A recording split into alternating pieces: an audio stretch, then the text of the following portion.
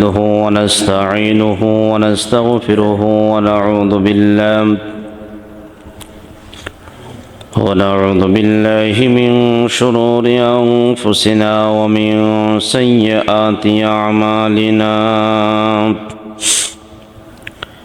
من يهده الله فلا مضل له ومن يضلله فلا هادي له. ونشهد أن لا إله إلا الله وحده لا شريك له. ونشهد أن سيدنا وحبيبنا ومولانا محمدا عبده ورسوله الذي أرسله بالحق بشيرا ونذيرا وداعيا إلى الله بإذنه وسراجا منيرا. فقد قال الله تعالى في كلامه المجيد وفي فرقانه الحميد. সবাই পড়েনি আউযু বিল্লাহি মিনাশ শাইতানির রাজীম। বিসমিল্লাহির রাহমানির রাহিম। وقضى ربك ألا تعبدوا إلا إياه وبالوالدين إحسانا.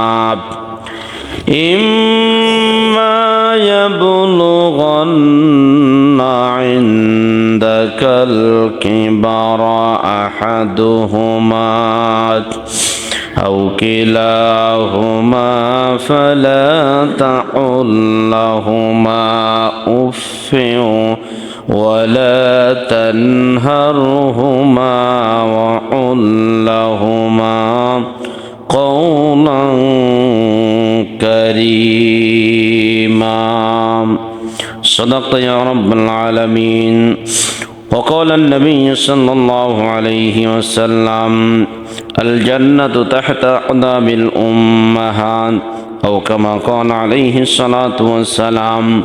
وقال تعالى في شان حبيبه ومحبوبه إن الله وملائكته يصلون على النبي يا أيها الذين آمنوا صلوا عليه وسلموا تسليما. اللهم صل على محمد وعلى آل محمد كما صليت على إبراهيم وعلى آل إبراهيم إنك حميد مجيد.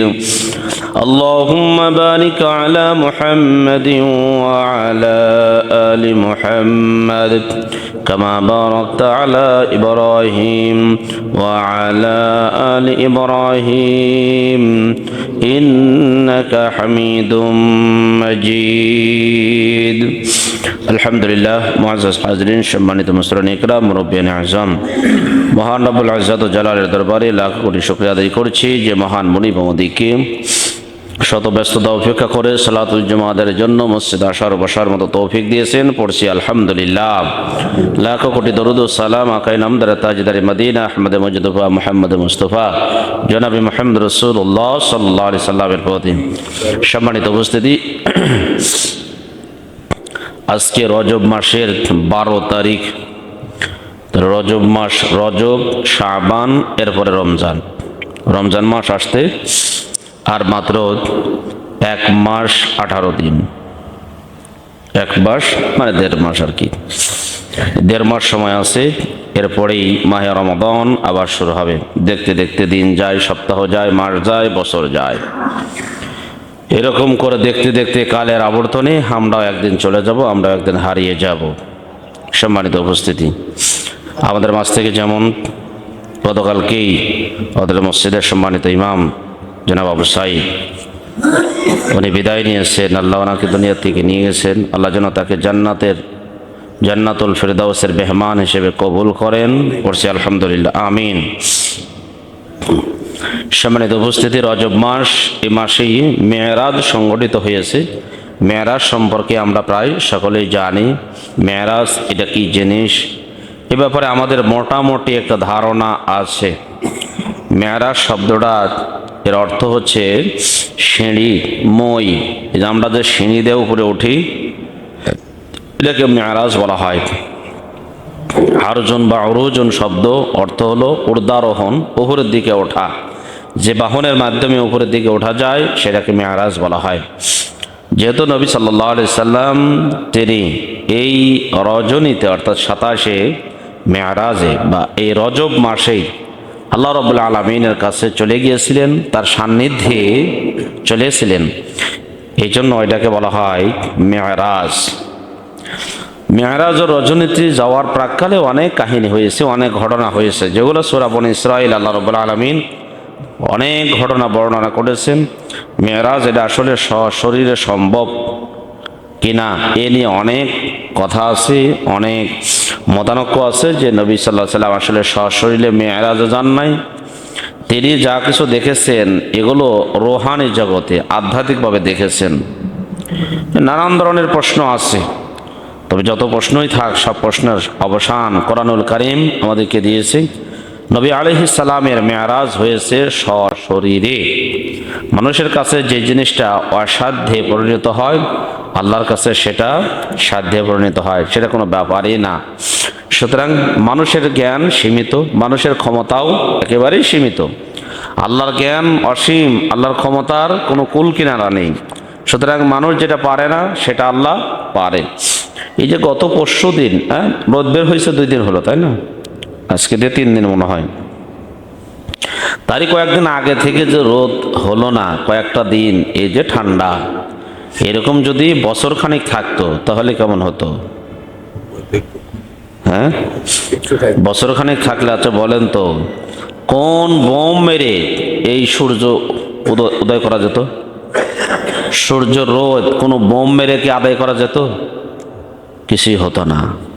তাহলে মানুষের কাছে যেটা অসম্ভব আল্লাহর কাছে সেটা খুবই সম্ভব। সূর্য এটা একটা পৃথিবীর মতোই গ্রহ।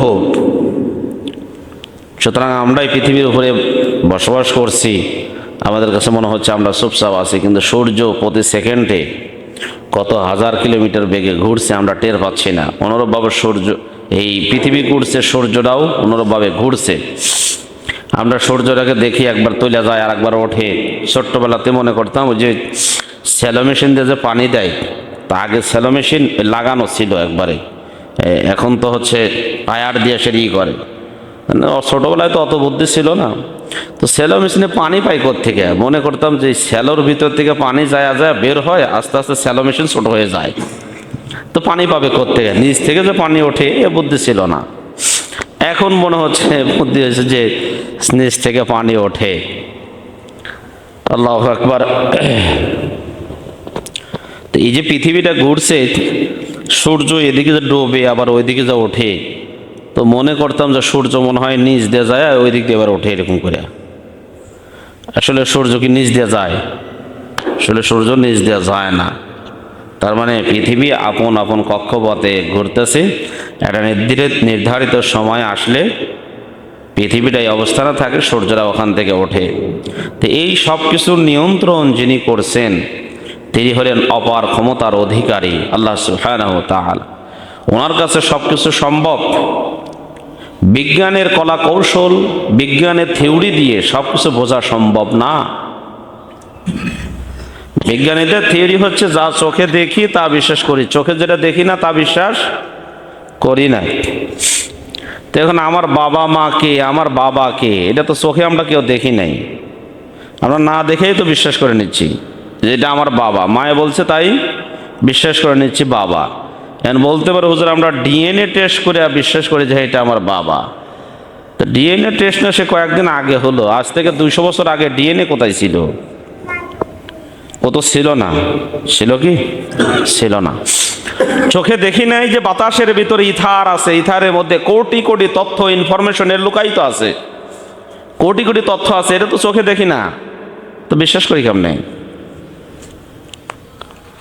রোদ এটা বের হয়েছে দেখা যাচ্ছে, কিন্তু ধরা যায় না, ছোঁয়া যায় না, স্পর্শ করা যায় না, অনুভব করা যায়। আমরা বাতাসের কথা যদি ধরি, দেখা যায় না, অনুভব করা যায়, বাট এটা দেখা যায় না, তারপরে আমরা বিশ্বাস করি যে আছে। নেটওয়ার্ক যেটা বিজ্ঞানের আবিষ্কার করছে, দেখা যায় না, ধরা যায় না, ছোঁয়া যায় না, কিন্তু মোবাইল নিয়ে এসে যখন এখানে দেখে হ্যাঁ নেটওয়ার্ক আছে, তাই না? মোবাইল ছাড়া যদি বলি এখানে নেটওয়ার্ক আছে, একে বিশ্বাস করা যাবে? কিন্তু আমরা জানি যে এই বাতাসের ভিতরে নেটওয়ার্ক আছে। তো পৃথিবীর অনেক কিছুই আমরা না দেখে বিশ্বাস করি। সুতরাং বিজ্ঞানীদের সব থিওরি সঠিক না, অনেক থিওরি তো তারা চেঞ্জ করে ফেলে। যাই হোক, আল্লাহ রাব্বুল আলামিন মেরাজের এই ঘটনাগুলো কোরআনুল কারিমে বর্ণনা করেছেন। সূরা বনী ইসরাঈলের শুরুতেই বলে দিয়েছেন, সুবহানাল্লাযী আসরা বিআবদিহি লাইলাম মিনাল মাসজিদিল হারাম إلى المسجد الأقصى الذي باركنا حوله لنريه من آياتنا إنه هو السميع البصير। আল্লাহ রাব্বুল আলামিন এখানে প্রথমেই বলছেন সুবহান, কতই না বরকতময় সেই সত্তা, আল্লাযী আসরা বিআবদিহি, যিনি তার বান্দাকে নিয়ে পরিভ্রমণ করেছেন, তার বান্দাকে নিয়ে ভ্রমণ করেছেন, লাইলা মিনাল মসজিদুল হারাম, কোন একটা রজনীতে মসজিদে হারাম তথা বাইতুল্লাহ থেকে, ইলাল মসজিদুল আকসা তথা বাইতুল মাকদাস, বাইতুল্লাহ থেকে নিয়ে তথা কাবা শরীফ থেকে নিয়ে বাইতুল মাকদাস জেরুজালেমে অবস্থিত, এই পর্যন্ত তিনি সফর করেছেন। আল্লাযী বারাকনা হাওলাহু, যার চতুষ্পাশে আল্লাহ বরকত দিয়ে ভরপুর করে রেখে দিয়েছেন। এই জন্য ইহুদিরা তারা দাবি করে এই মসজিদটা আমাদের, এখানে সব নবী একত্রিত হয়েছিলেন। মুহাম্মদ সাল্লাল্লাহু আলাইহি সাল্লাম মেরাজের রজনীতে সেখানে ইমামতি করেছেন, সব নবীকে একত্রিত করেছিলেন। ওখানে খ্রিস্টানদের তীর্থস্থান, ইহুদিদের তীর্থস্থান, সেখানে মুসা আলাইহিস সালাম অবস্থান করেছেন, সেই মসজিদে নামাজ পড়েছেন। এরপরে ঈসা আলাইহিস সালাম সেখানে অবস্থান করেছেন, জন্মগ্রহণ করেছেন। এই কারণে সব ধর্মের লোকেরাই এটাকে নিজেদের বলে দাবি করে থাকে, এবং আরো দাবি করে থাকে আল্লাযী বারাকনা হাওলাহু, যার চতুষ্পাশ দিয়ে আল্লাহ বরকত দিয়ে ভরপুর করে রেখেছেন। কোরআনের কথা অ্যানালাইসিস করা দরকার, গবেষণা করা দরকার। চতুষ্পাশে আল্লাহ বরকত দিয়ে ভরপুর করে রেখেছেন, মরুভূমি কোনো কিছু নেই। আল্লাহ রাব্বুল আলামিন নানান ধরনের খনিজ সম্পদ চতুষ্পাশে দিয়ে ভরপুর করে রেখেছেন। লিনুরিয়াহু মিন আয়াতিনা, যাতে করে আমি আমার নিদর্শনগুলো মানুষদেরকে দেখাইতে পারি। যাই হোক, বনী ইসরাঈলে আল্লাহ রাব্বুল আলামিন মেরাজের ঘটনা বর্ণনা করেছেন। এই মেরাজে কিভাবে গেছেন, কিভাবে আসছেন, বোরাক কত গতিতে ছিল, বোরাক বেঁধে রাখছেন না ছেড়ে দিয়েছেন, ইত্যাদি ইত্যাদি অনেক কথা আছে, আপনারা পাবেন। আর আল্লাহ রসুল যে বাহনে চড়ে গিয়েছিলেন, সেই বাহনটার নাম কি, কালার কি, ধরন কি, গতিবেগ কত ছিল, ইত্যাদি ইত্যাদি আলোচনা আছে। আমরা একটু অন্যদিকে যাব। তবে শুধু এতটুকু বলি, বাহনের গতিবেগ দৃষ্টিশক্তির যত গতি ছিল, দৃষ্টিশক্তির যত গতি ছিল তার সাথে কয়েক গুণ বেশি দ্রুত সম্পন্ন ছিল এই বাহনের গতিবেগ, চোখের পলকে চলতো। এটা বোঝা একেবারেই সহজ। মানুষের এই ছোট্ট জ্ঞান দিয়ে আজকে যে জেট বিমানগুলো আবিষ্কার করেছে, শব্দের গতির চাইতে কয়েক গুণ বেশি দ্রুত এই বাহনগুলো চলে, যন্ত্রগুলো চলে। তো মানুষ যদি ছোট্ট একটা ব্রেন দিয়ে এতটুকু বানাইতে পারে, আহকামুল হাকিমিন ওনার জ্ঞান দিয়ে এর চাইতে আরও দ্রুত গতি সম্পন্ন এবং টেকসই যানবাহন তৈরি করা আল্লাহর পক্ষে কোনো ব্যাপার না। আমি আপনি এয়ারপোর্ট থেকে গুলিস্তান পর্যন্ত যাইতে 2.5 ঘন্টা 3 ঘন্টা লাগে, কিন্তু প্রধান উপদেষ্টা অথবা প্রধানমন্ত্রী যে আসুক তার যাইতে 15 মিনিট লাগে। এ কেমনে লাগে? কেমনে যায়? যাই হলো, সব জায়গাতে ট্রাফিক সেট করে দেওয়া আছে, রাস্তা একদম ফাঁকা, 90-80 কিলোমিটার 100 কিলোমিটার বেগে চললেও 10 মিনিটের মধ্যে চলে যায় না? তো একটা দেশের প্রধানমন্ত্রী সব রাস্তা যদি বন্ধ করে দিতে পারে, আহকামুল হাকিমিন কুল কায়নাতের যিনি মালিক, এই পৃথিবী যিনি নিয়ন্ত্রণ করছেন, তিনি সূর্য চন্দ্র নক্ষত্র গ্রহ সব কিছুকেই কিছুক্ষণ সময়ের জন্য থমকে দিতে পারে না? বৈজ্ঞানিক এখানে কিছু থিওরি আছে। থিওরিটা হলো, মানে মানুষের গতিবেগ যত বেশি হবে তত হচ্ছে সময়টা তত দ্রুত যাবে। মানুষের গতিবেগ যত দ্রুত হয় সময়টাও তত দ্রুত পার হয়ে যায়। এর একটা সায়েন্টিফিক কিছুদিন আগে শুনেছিলাম, মনে নেই। এরকম একটা ব্যাপার স্যাপার আছে। যাই হোক, আমরা ওদিকে যাব না মোটেই। শুধু এতটুকু বলবো, আল্লাহ যা ইচ্ছা করেন তা তার নিমিষের মধ্যে তিনি করতে পারেন, এতটুকু আমাদের বিশ্বাস রাখতে হবে। মেরাজে যে তিনি গেছিলেন, এটা আমাদের সমাজে অনেকেই এটা নিয়ে বিভ্রান্তিতে পড়ে থাকে, অনেকে অবিশ্বাস করে। মাথায় রাখতে হবে, মেরাজ এটা বিশ্বাস করা ঈমানের একটা অঙ্গ। এবং রসুল মেরাজ করেছিলেন সশরীরে, স্বপ্ন যোগে না। স্বপ্ন যোগে আমরা বহু দেশে যাই, বিনা টিকিটেই যাই, টাকাও লাগে না, প্লেন ভাড়াও লাগে না। তো এটা কোনো কৃতিত্বের বিষয় না। কৃতিত্বের বিষয় হলো সশরীরে অল্প সময়ের মধ্যে নানান জায়গায় ঘুরে আসা, এটা হলো কৃতিত্বের বিষয়। তো সুতরাং নবী সাল্লাল্লাহু আলাইহি সাল্লাম তিনি মেরাজের রজনীতে ঘুরিয়ে এসেছেন, সব কিছু দেখছেন। এটা স্বপ্ন যুগে যাওয়া, এটা কৃতিত্বের তেমন কোনো বিষয় না, বরং সশরীরে যাওয়াটাই হলো চ্যালেঞ্জিং। আর এই চ্যালেঞ্জিং বিষয়টাকে আল্লাহ রাব্বুল আলামিন সাধ্য করে ফেলেছেন। অসাধ্য জিনিসকে সাধ্য করা আল্লাহর কাছে একান্তই সহজ বিষয়। মেরাজের রজনীতে তিনি সিদরাতুল মুনতাহা পর্যন্ত ভেদ করে স্বয়ং আল্লাহ রাব্বুল আলামিনের কাছে চলে গিয়েছিলেন। স্বয়ং আল্লাহ সুবহানাহু ওয়া তাআলার সাথে বসে সাক্ষাৎ হয়ে অনেক গল্প হয়েছে, অনেক কথা হয়েছে, অনেকগুলো বিধিবিধান তিনি নিয়ে এসেছেন। প্রথম অবস্থায়, এটা বুখারী শরীফ এবং মুসলিম শরীফের হাদিসের মধ্যে এসেছে, প্রথম অবস্থায় আল্লাহ রাব্বুল আলামিন এই উম্মতে মুহাম্মাদের জন্য 50 ওয়াক্ত নামাজ ফরজ করে দিয়েছিলেন। আমরা মোটামুটি সবাই এই ঘটনা জানি। তো আসার পরে মুসা আলাইহিস সালামের সাথে দেখা, বলতেছে কে নিয়ে আসলেন? তো বলছে আল্লাহ আমাকে 50 ওয়াক্ত নামাজ দিয়েছেন, আরও অনেক কিছু দিয়েছেন। তো বলছে শোনো, তুমি তো বা আপনি তো পরে আসতেছেন, আমরা তো আগে গেছিলাম। বনি ইসরাইল জাতি, এরা যে পেশুক, যে পেঁয়াজ ফালায়, তো আপনার উম্মত যারা আছে এরা এত ওয়াক্ত নামাজ সারাদিনে পড়তে পারবে না, আপনি কমায় নিয়ে আসেন। তো গেছেন 10 ওয়াক্ত কমায় দিয়েছেন, বলছে না 10 ওয়াক্ত কমায় দিয়েছেন। আবার গেছেন, আবার কমায় দিয়েছেন, শেষ পর্যন্ত 5 ওয়াক্ত কমিয়ে দিয়েছেন। সাক্ষাৎ হচ্ছে, কয় না এও পারবে না, কয় না আমি আর এতবার আল্লাহর কাছে যাই আবেদন নিবেদন করতে পারবো না। আচ্ছা ঠিক আছে। শেষ পর্যন্ত 5 ওয়াক্ত নামাজ আমাদের জন্য আল্লাহ রাব্বুল আলামিন ফরজ করে দিয়েছেন। হাদিসের মধ্যে এসেছে, কোনো ব্যক্তি জামাতের সাথে 5 ওয়াক্ত নামাজ আদায় করলে 50 ওয়াক্ত নামাজের সওয়াব আল্লাহ তাআলা আমলনামায় দিয়ে দিবে। তো এটা মেরাজের রজনীতে সংগঠিত হয়েছিল। তো সূরা বনী ইসরাঈলের 24 নম্বর আয়াত থেকে নিয়ে 38 নম্বর আয়াতে আল্লাহ রাব্বুল আলামিন সমাজ সংস্কার করার জন্য 14 দফা কর্মসূচি আল্লাহ রাব্বুল আলামিনের কাছ থেকে নিয়ে এসেছিলেন। কয় দফা? 14 দফা কর্মসূচি সমাজ বিনির্মাণ করার জন্য। খেয়াল করবেন, বডি বিল্ড আপ করার জন্য না, বডি সংস্কার করার জন্য না, বরং সমাজ সুন্দরভাবে যেন চলে, এই জন্য 14টা কাজের খুবই প্রয়োজন।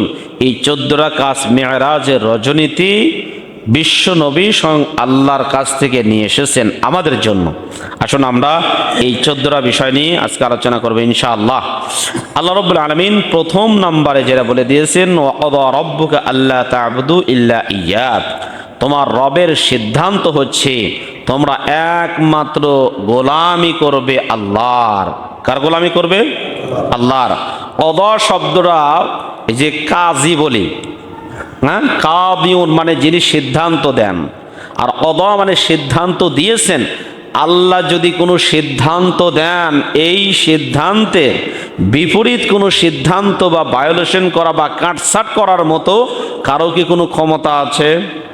কারো কোনো ক্ষমতা নাই।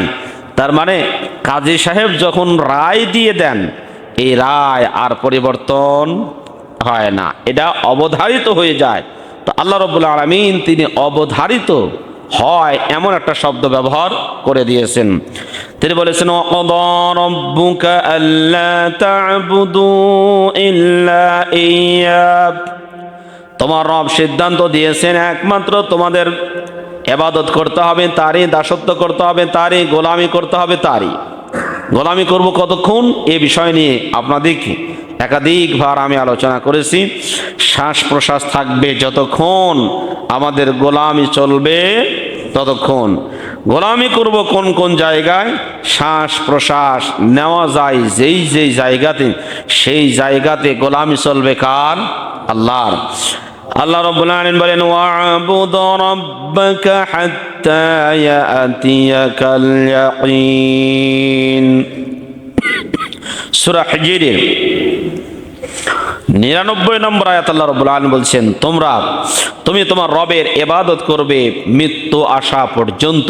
যখন মৃত্যু আসবে, মৌত হয়ে যাবে, তারপরে আর কোনো ইবাদত নাই, কিন্তু বেঁচে থাকা অবস্থায় ইবাদত করতে হবে।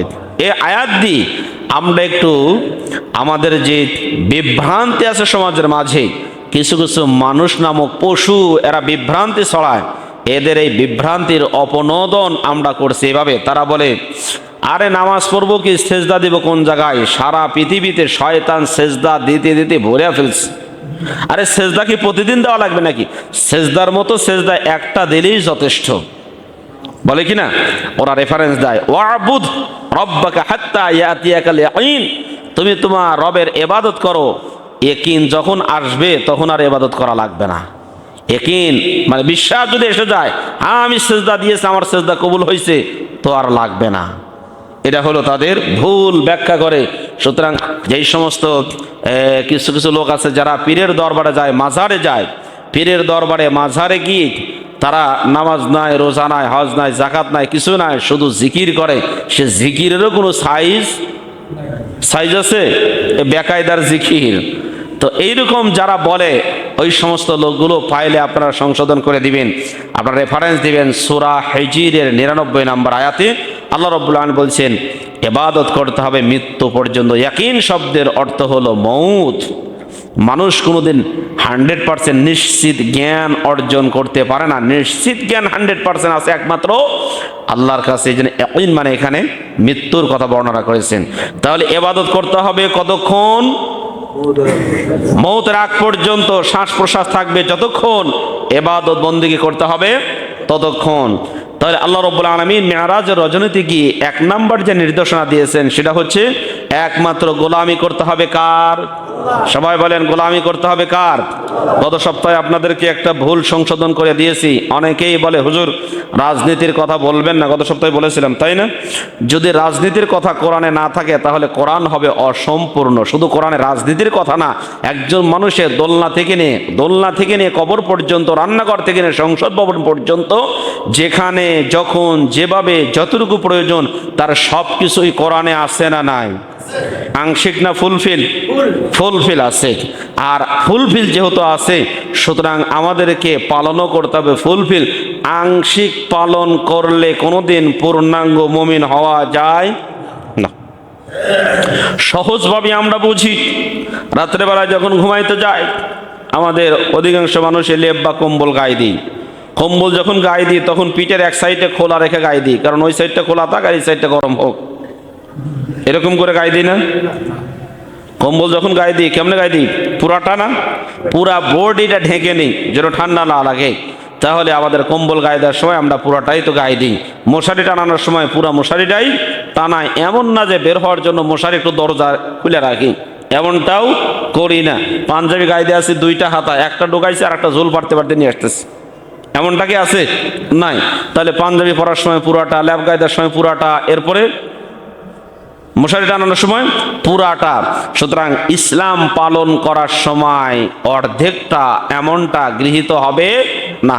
আল্লাহ রাব্বুল আলামিন সূরা বাকারার 208 নম্বর আয়াতে জানিয়ে দিয়েছেন, ইয়া আইয়ুহাল্লাযীনা আমানু দুখুলু ফিস সিলমি কাফা ওয়ালা তাত্তাবিউ খুতুওয়াতিশ শাইতানি ইন্নাহু লাকুম আদুউম মুবিন।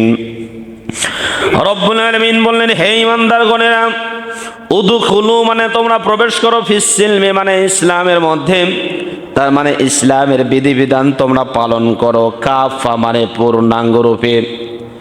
রব্বুল আলামিন বলেন নাই উদখুলু ফিস সিলমি বাযান, তোমরা ইসলামের আংশিক পালন করো তাহলে জান্নাতে যেতে পারবে, এমন কথা তিনি বলেন নাই।